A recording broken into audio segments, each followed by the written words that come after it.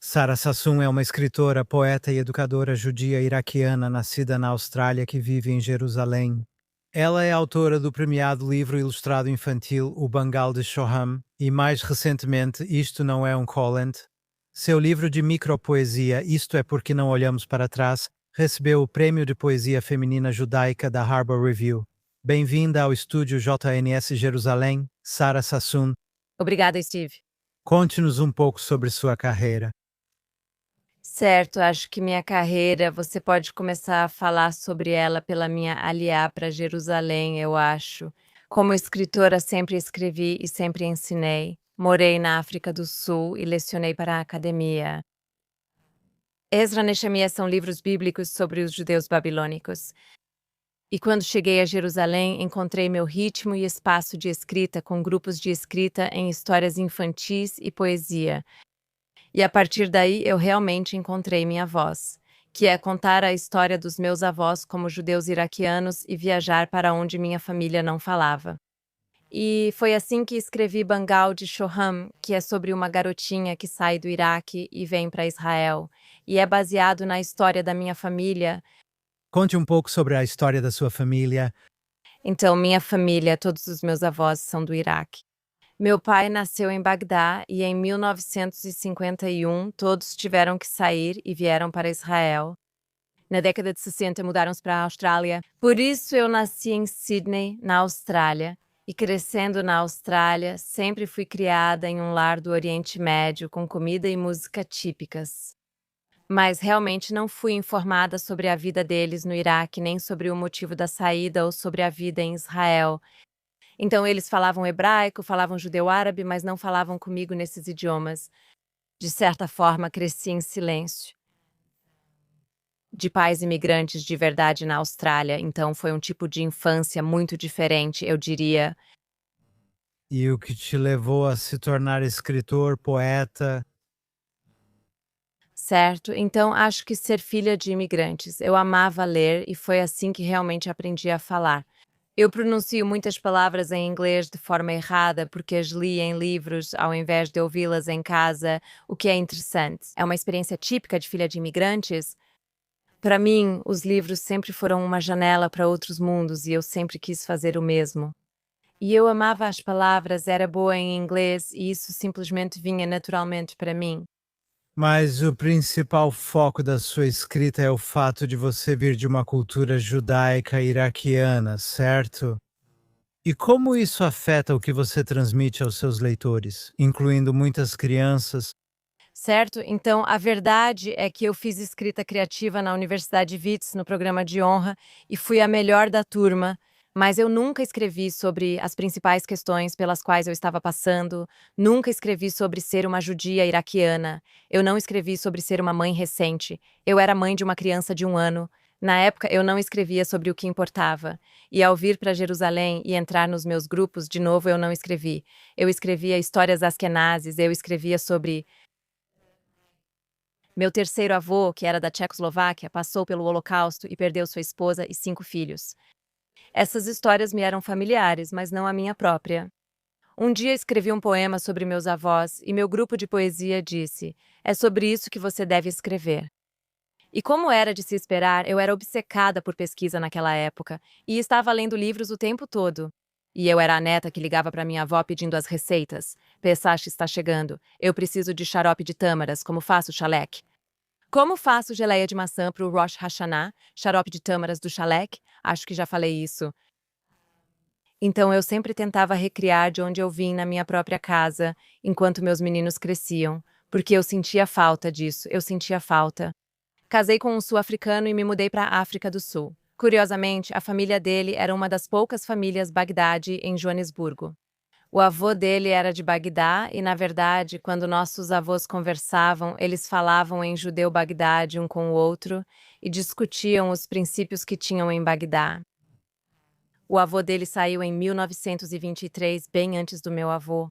E agora você mora em Jerusalém. Você tem 4 filhos? Sim, eu moro em Jerusalém com 4 filhos. Pelo menos um ou dois deles serviram nas forças de defesa de Israel. Sim, então meu filho mais velho esteve em Said, Sancanim, durante os 2 anos da guerra, e o meu segundo filho está agora em Nahal. E como o dia 7 de outubro impactou você, sua família e sua escrita? Certo? Então, o dia 7 de outubro eu acho que foi chocante para mim, porque de repente todos os alertas vermelhos que vi na minha pesquisa sobre por que os judeus deixaram o Iraque em 1951, a lei Tusquet de 1950 permitiu que eles saíssem antes, pois antes não podiam sair e não tinham passaportes. Eu não entendia por que foram embora. Um lugar que minha avó chamava de Jardim do Éden, então eu estava pesquisando sobre isso. Eu queria entender como era a vida dos judeus em Bagdá, no Iraque, como eles viviam. E eu descobri que, por exemplo, Bagdá, em 1917, um terço da cidade era judaica. É incrível. A maioria, como você, estava cercada por judeus que construíram o novo Iraque após a queda do Império Otomano. Os britânicos chegaram e os judeus eram aqueles que tinham educação através do sistema escolar da Aliança. E por isso eles eram os que estavam aptos a trabalhar nos escritórios de telégrafo, nas estações de trem e nos serviços postais. Eles realmente. Havia 5 judeus no parlamento, acho que 5.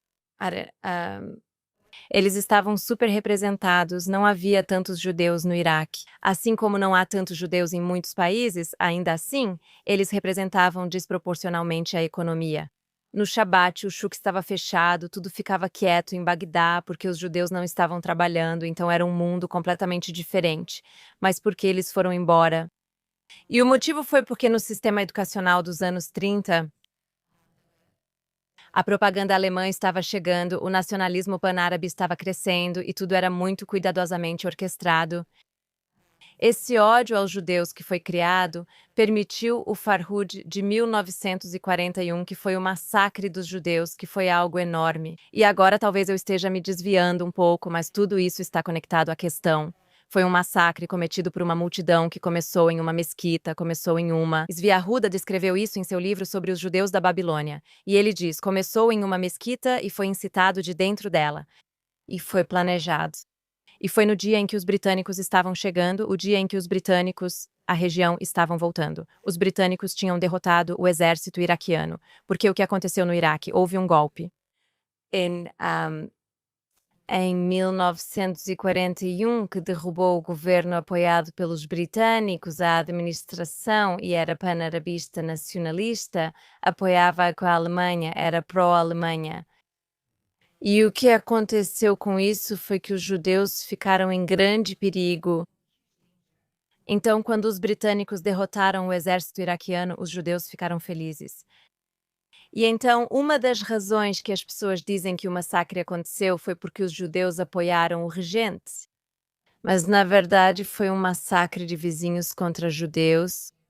Mas também foi, e isso é algo que aprendi, eu entrevistei muitos iraquianos, e uma senhora iraquiana idosa também disse para cada judeu morto, e nós temos 179 nomes de judeus mortos.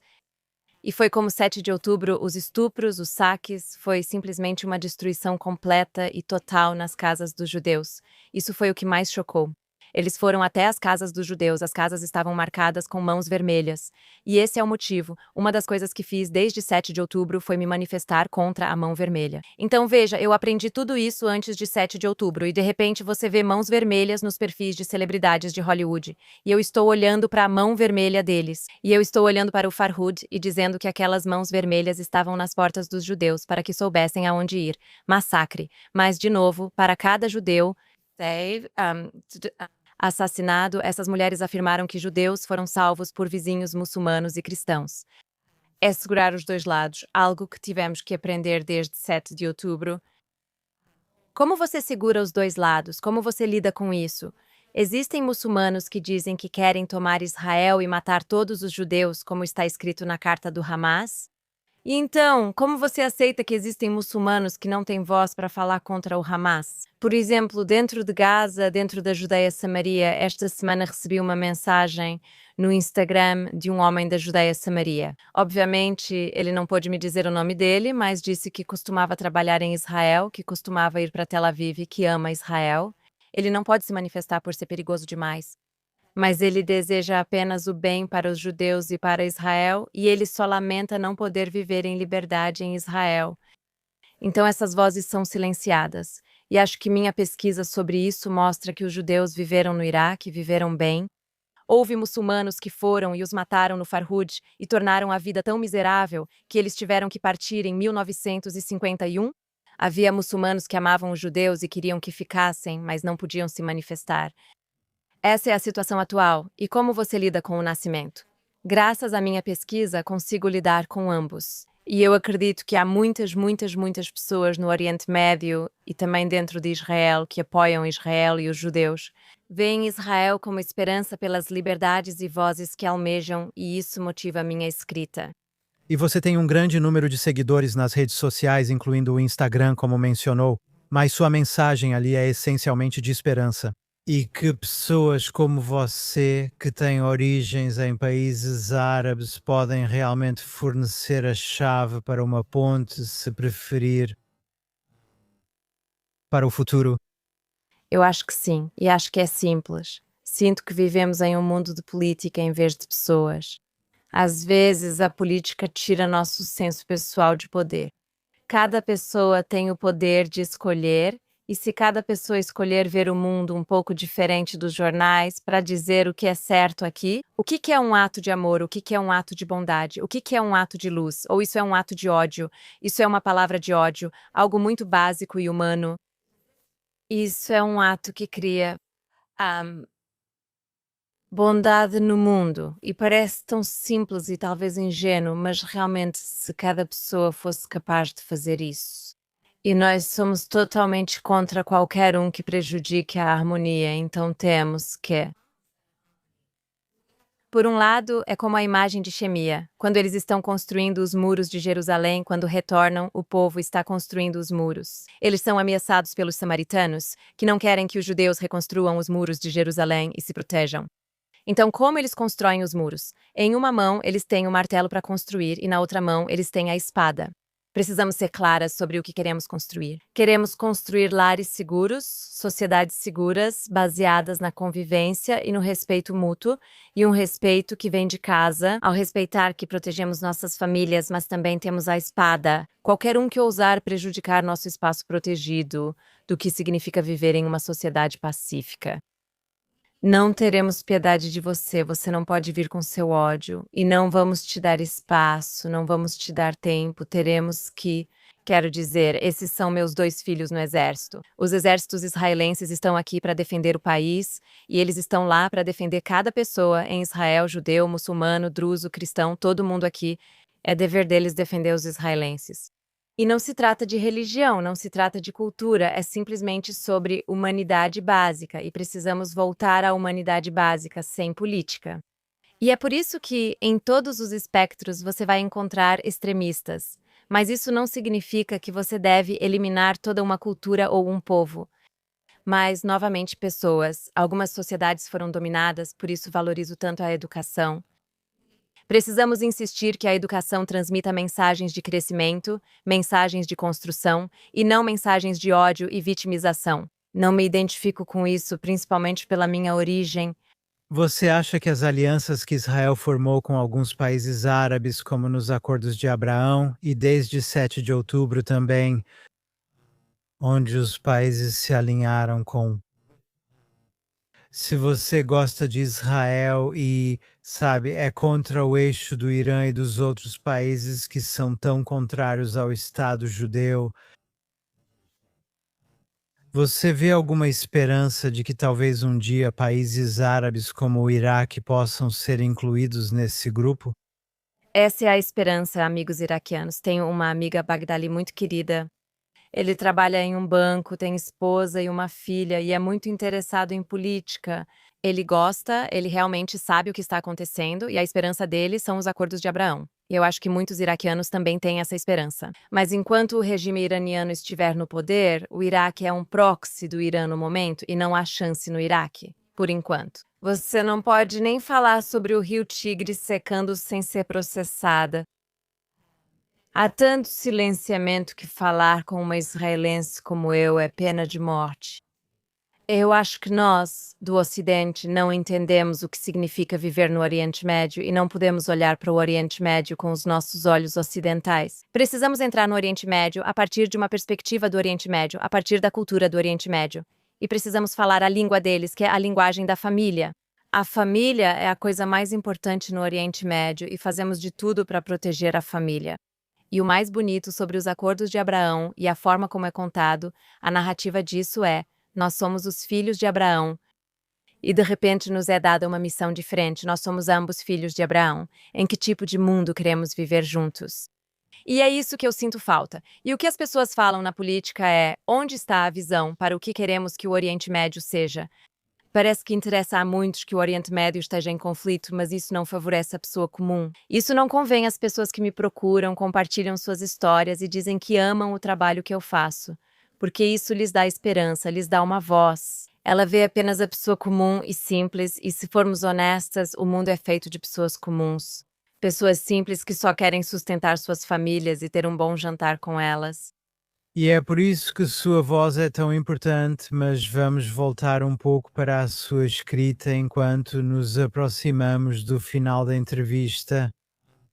É um título tão instigante, mas me fale um pouco sobre isso. Isso não é desafiado?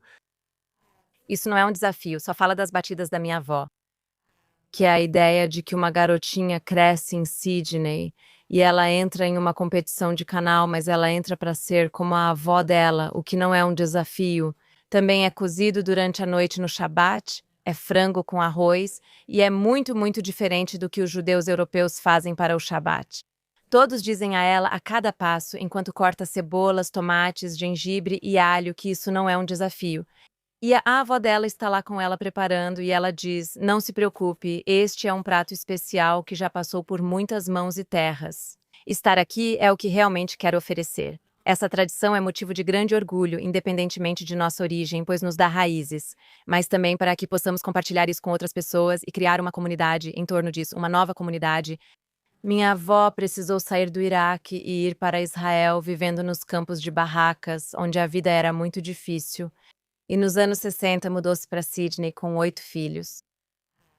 Então ela teve uma vida e tanto. E mesmo assim ela sempre foi tão positiva e alegre, e foi isso que ela me ensinou, a compartilhar o que temos. E eu espero que quando eu escrevo, eu também escreva a partir desse lugar. Com certeza. E você é, acima de tudo, um contador de histórias por excelência, e eu fico me perguntando se isso também veio da sua família. Sim, meu avô era um contador de histórias. Estou aprendendo. Na verdade, ele escreveu uma autobiografia mais tarde na vida dele. E eu venho de uma família de Shashamim, meu sobrenome na Austrália é Hakim, que vem da palavra Shashan, que são os rabinos e os professores.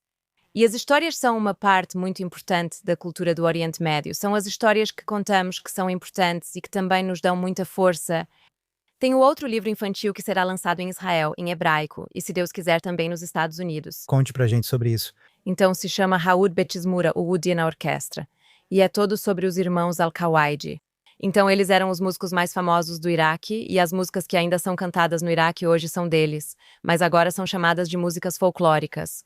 Porque quando eles partiram, tiraram os nomes dos irmãos Al-Kawai, porque eles eram judeus, então os judeus, os nomes deles foram apagados. Mas as músicas deles continuam vivas, e tudo gira em torno do neto deles. Bem, é baseado no neto deles, Durutassa.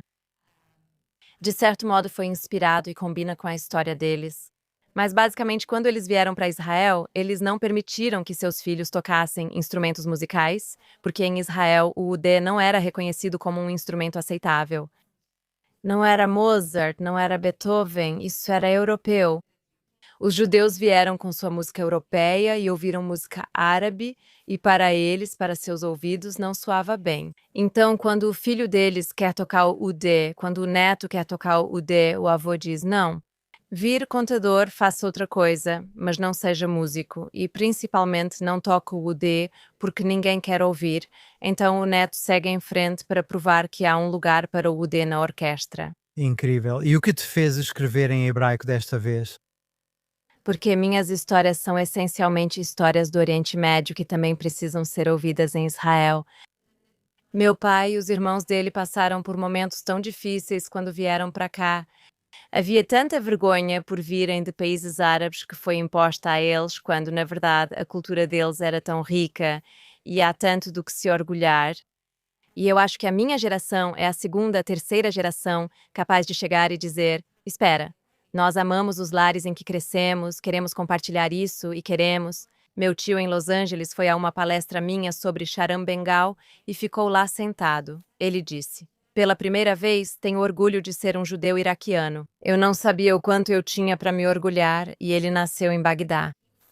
Ele tinha 6 anos quando saiu de lá, então ele tinha tanto do que se orgulhar, e ainda assim tanto foi tirado deles, porque eles vieram para cá sem nada, eles tinham perdido tudo o que eles perderam. Sabe como você coloca 2.600 anos de história judaica babilônica em um acampamento de tendas?